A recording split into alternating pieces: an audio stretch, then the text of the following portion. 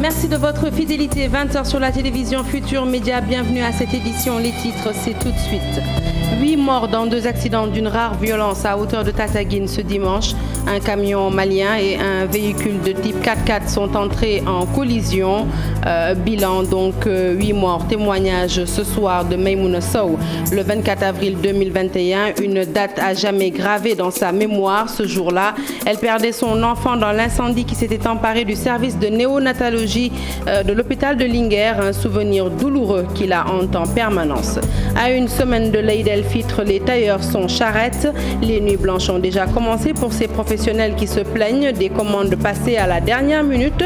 Cette année, le grand boubou semble être le modèle en vogue. Emmanuel Macron réélu avec 58,2% des voix. À 44 ans, le plus jeune président de la Ve République a été réélu au terme d'un quinquennat marqué par des crises. Sa réélection est pour Boniface Sambou, économiste de profession, un bon présage pour les relations bilatérales entre la France et les pays africains, mais aussi pour la diaspora africaine. Voilà pour les titres. Le développement, c'est tout de suite.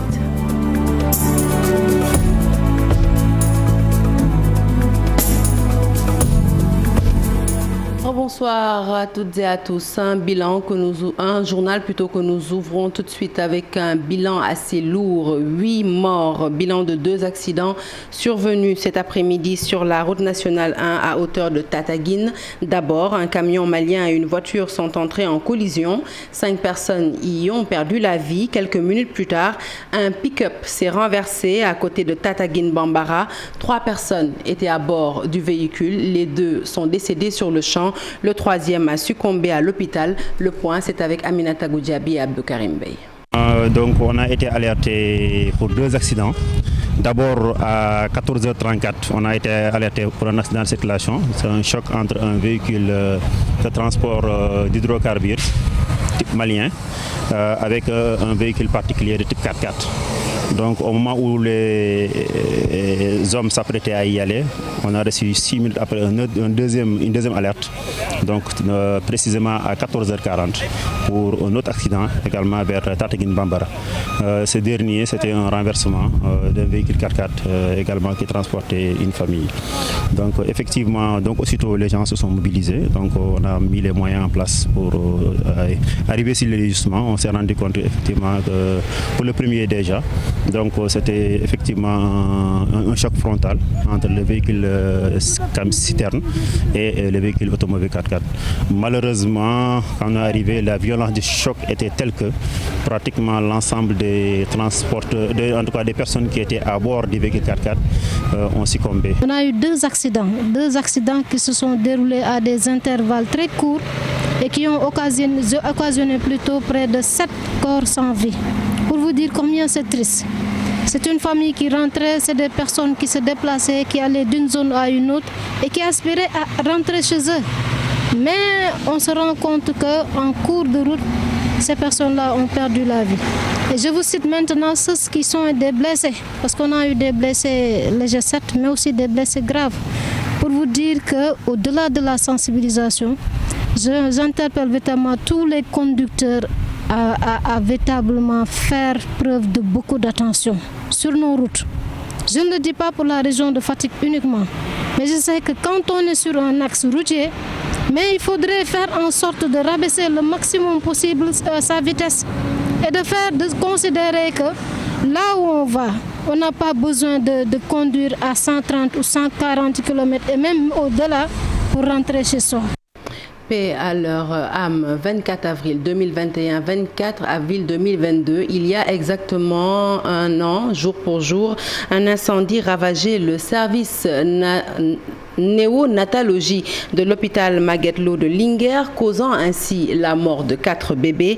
Notre équipe à Linguère a rencontré l'une des mères éplorées un an après le drame. Maimouna Sow, c'est son nom. Elle garde un souvenir très amer de ce jour. Malgré les nombreux soutiens moraux, financiers qu'elle a reçus, eh bien, sa douleur reste toujours aussi vive. Mamadou Moustapha Ndiaye pour le reportage Sidi Thiam à la caméra. Elle a du mal à se départir de cette page sombre de sa vie. Maïmouna Sow, qui avait perdu son bébé dans l'incendie du service néonatologie de l'hôpital Magatte Lô de Linguère, garde encore ce triste souvenir. Après mon accouchement, on m'avait demandé de laisser l'enfant et de partir car elle est née prématurée. Quelque temps après, on m'a rappelé pour venir l'allaiter. Le samedi, j'étais revenue à l'hôpital et on m'avait ordonné d'attendre. C'est par la suite qu'on m'a informé de l'incendie dans lequel j'ai perdu l'enfant. C'était très dur. C'est une page très sombre de ma vie. La femme de garde était sortie pour aller se baigner quelque part. C'est lors de son absence que le pire s'est produit. Je suis restée bouche bée comme toute femme qui perd son bébé. Vous voyez ce que cela fait. C'était la désolation totale. Je pleurais de chaudes larmes, mes parents ont tout fait pour me consoler. Malgré le soutien moral des autorités et de ses parents, le mal est toujours profond. Je ne connaissais pas les causes de l'incendie. C'est très dur. J'attends depuis mon mariage mon premier enfant. J'ai subi plusieurs fois des fausses couches. J'ai perdu mon espoir. Mes parents, les autorités m'ont tous accompagné. L'État nous a envoyé des psychologues. Je remercie au passage la députée Annie Meng et le ministre Ali Ndiaye pour leur soutien. Tout le monde était là. L'unité néonatologie de l'hôpital Magatte Lô de Linguère reste toujours fermée. Le directeur annonce sa réouverture dans les prochains jours. Les nouveau-nés sont référés À Keur Massar, la peur s'empare des populations à l'approche de l'hivernage. Les habitants étaient dans les rues pour alerter les autorités sur les risques d'inondation en cas de forte pluie. Les manifestants réclament avant l'arrivée des pluies un système de canalisation pour l'évacuation des eaux. Je vous propose d'écouter le porte-parole de ces habitants de Keur Massar. Il s'appelle Malik Mbaye. Il est interrogé par Abdoulaye Anne. Depuis 2005, on est sous les eaux et les autorités ont souvent tendance à nous donner des promesses qu'ils n'honorent pas. En 2021, ils nous avaient promis que les canalisations vont démarrer au mois de décembre. Jusqu'à présent, rien n'est fait à Keur Massar Nord. C'est ce qui nous fait mal. On veut au moins que les autorités honorent leurs paroles. Tous les quartiers de Keur Massar Nord sont aujourd'hui restés debout, au moins pour lancer un message au président Macky Sall qu'en 2020, il avait pris un engagement que c'est lui-même qui va faire tout pour Keur Massar. Et le ministre Omar Gueye reste partout et dit que Keur Massar, il n'y aura pas de problème. On est dans des problèmes nuit et jour. Il y a beaucoup de maisons qui sont jusqu'à présent sous les eaux. L'année passée, on avait alerté aux autorités. Ils ne nous avaient pas répondu. Ils ont 2 mois pour nous amener au moins les travaux pré-hivernales. D'ici 1 mois, normalement, la phase d'urgence doit être installée. Les travaux du projet 2 et la phase d'urgence, ils doivent démarrer ensemble. Allez, Matam à présent pour parler du plan de relance de la filière maïs. Les récoltes démarrent dans les périmètres encadrés par la SAED à Ganguel-Soulé ou encore à Honaré. Les rendements donnent espoir. Pendant ce temps, le directeur régional de développement rural dément les informations selon lesquelles il y aurait famine ou insécurité alimentaire dans la région. Ali Bandalmian. La relance de la filière maïs est en train de tenir toutes ses promesses.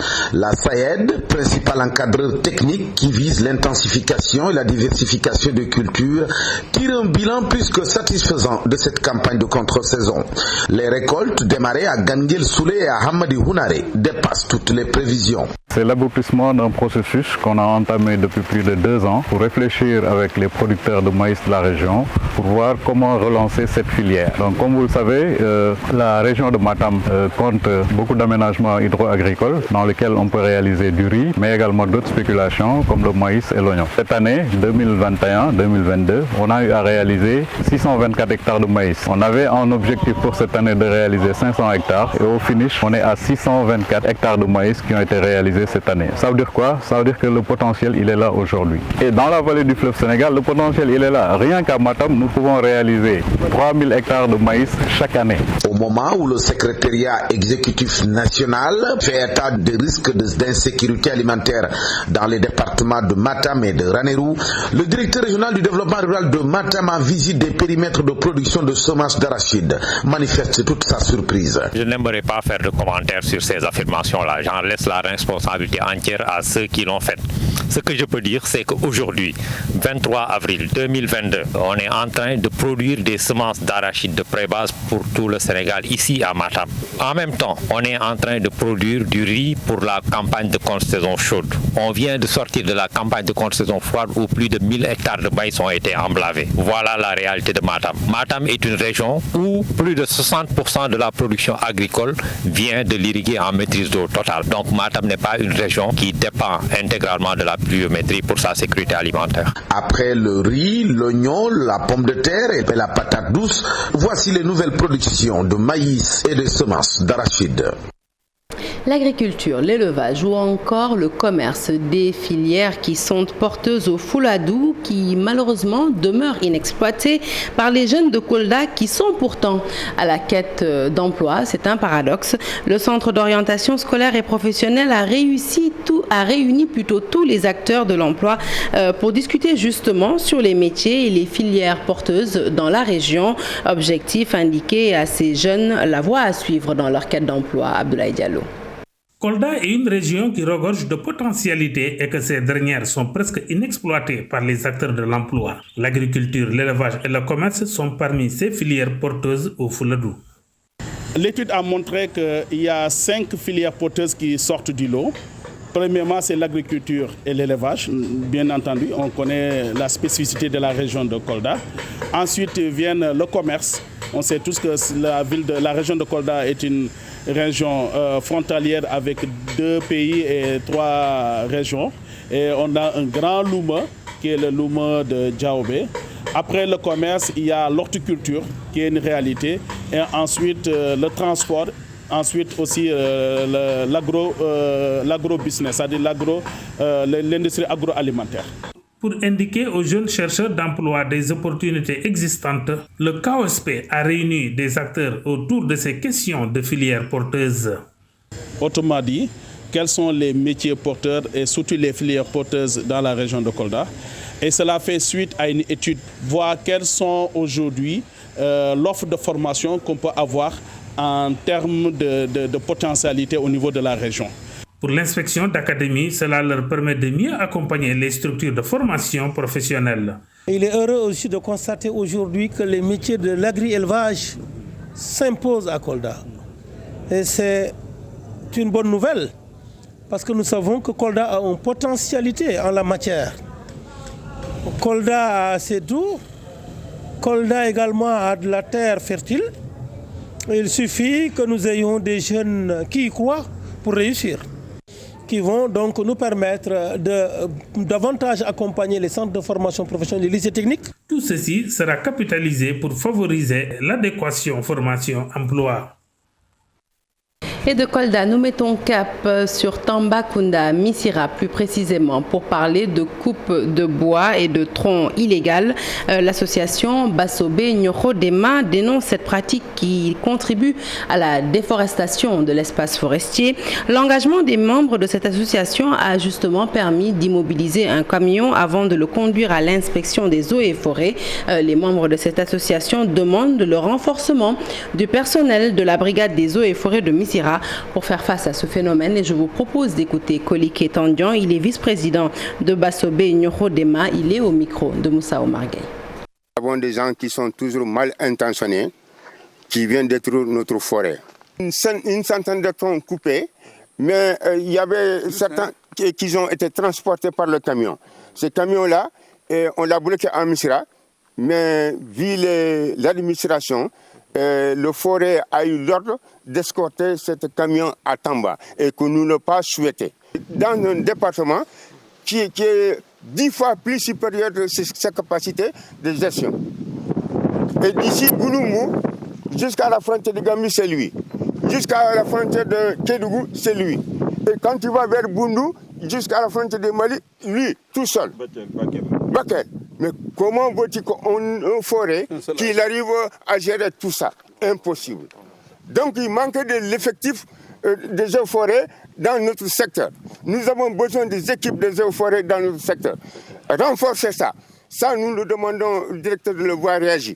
On a besoin des eaux forêts qui seront au moins minimum, qui seront 10 Là où il y a une personne aujourd'hui, il doit être 10 au minimum. Les feux de brousse, ces feux de brousse-là, nous avons fait des pétitions. Et nous avons recruté pas mal de jeunes pour la sensibilisation de la population. Pouvoir enseigner les élèves. Et quel est l'intérêt de... Je vous l'annonçais en titre, à une semaine de l'Aïd el-Fitr, les tailleurs sont charrettes. Les nuits blanches ont déjà commencé pour ces professionnels qui se plaignent des commandes passées à la dernière minute. Et cette année, le grand boubou semble être le modèle en vogue aussi bien pour les grands que pour les petits. Habib Faye plutôt et Abdoulaye Anne signent ce reportage. Le rythme des machines à coudre anime leur nuitée. À une semaine de la fête de Korité, le sommeil des tailleurs s'envole. Objectif, terminer à temps la commande de la clientèle. Cela fait maintenant 5 jours que nous avons commencé à travailler toute la nuit. Nous voulons terminer à temps nos commandes pour éviter d'avoir des embrouilles avec nos clients. Tout ça, c'est pour épauler nos époux.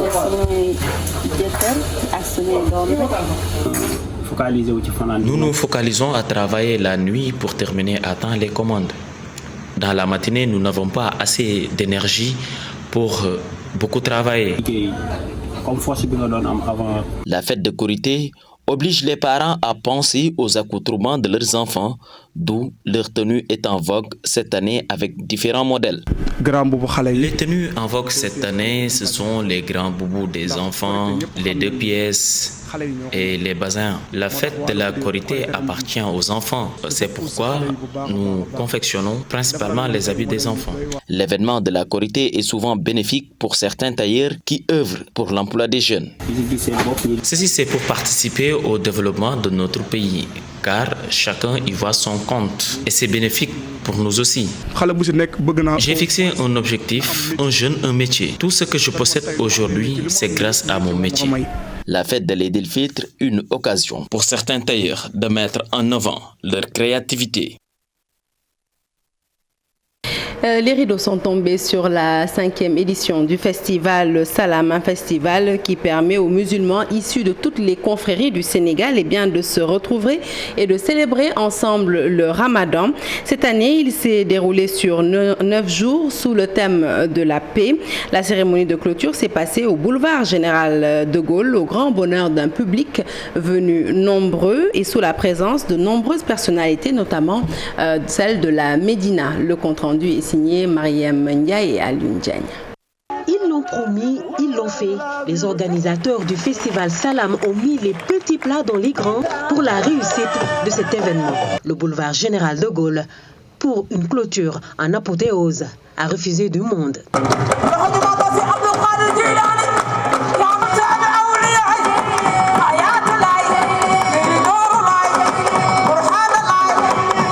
Et ce pour le grand bonheur du public qui ont répondu à l'appel, mais aussi des plus grands chanteurs religieux du moment. Cela fait 2 années que le festival n'a pas eu lieu à cause de la pandémie. Nous rendons grâce à Dieu d'être là. Ce festival nous a beaucoup manqué. Nous prions pour ceux qui nous avons perdus à cause du Covid.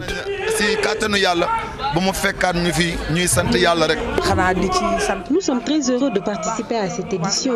C'est une chance d'être là du début à la fin.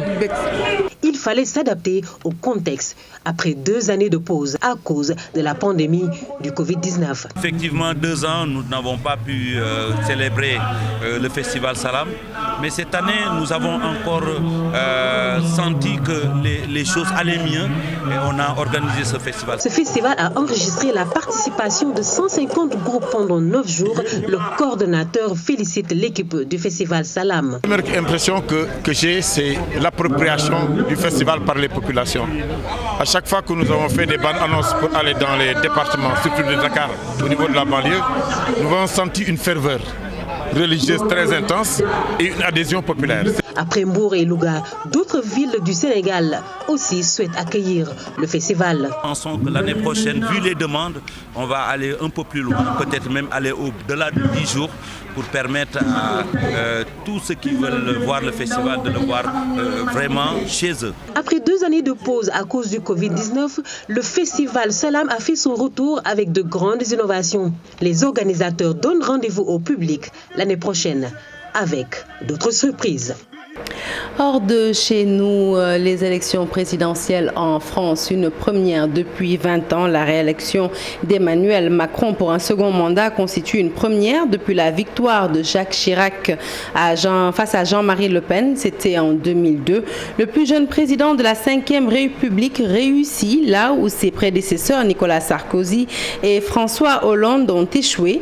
Il peut se targuer d'avoir été reconduit hors période de cohabitation. Désormais, c'est une France renouvelée selon nos interlocuteurs qui affirment que c'est une bonne chose pour le Sénégal.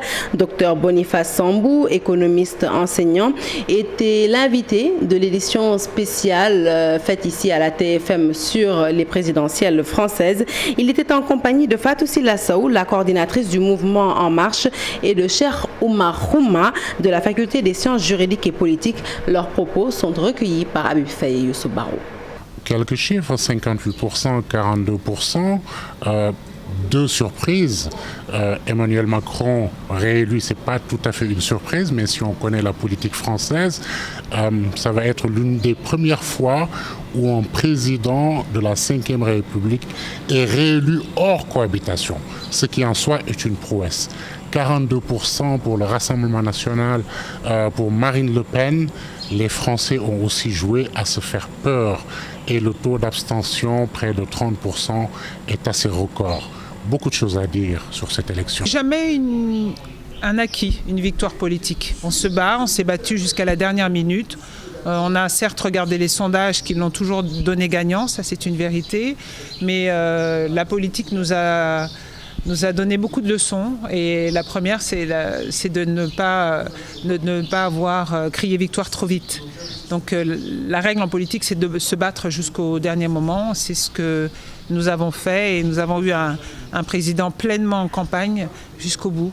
Et toutes ces équipes sur le terrain également, et le résultat est là. Trop de surprises à mon avis, hein. En tout cas moi je m'y attendais parce que je me suis dit au moins les Français n'auront pas commis l'erreur de passer à côté de ce rendez-vous avec l'histoire. Au moins pour la première fois sur une période de 10 ans, on voit un président français réélu. Réélu pour son projet, réélu pour une France nouvelle, hein, une France renouvelée. Et ça, c'est une bonne chose pour nous, Africains. On ne pouvait pas s'attendre à mieux parce que les discours sont assez clairs. Macron a toujours été plus modéré, hein, plus ouvert. Hein, il est assez regardant sur ce que nous sommes en termes de partenariat entre la France, l'Afrique et le Sénégal en particulier. 58,2% des voix pour un second quinquennat. Je vous propose d'écouter les premiers mots du président français tout de suite après sa réélection. Compte plus que lui-même. C'est ce qui fait du peuple français cette force singulière que j'aime si profondément, si intensément, et que je suis si fier de servir à nouveau.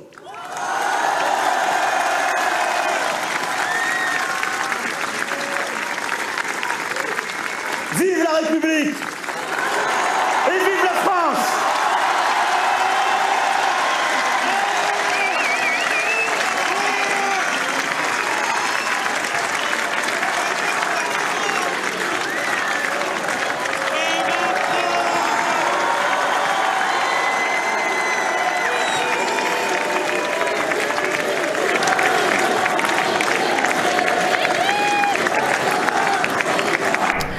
Fin de ce journal, merci de l'avoir suivi. L'actualité se poursuit sur toutes nos plateformes digitales. Un peu plus tard dans la soirée, retrouvez Pape Cheikh Diallo dans Quartier Général. Ce soir, on discute de la vie et de l'œuvre de Seydina Limamou Laye. Excellente suite des programmes sur la télévision Futur Média. Excellente soirée.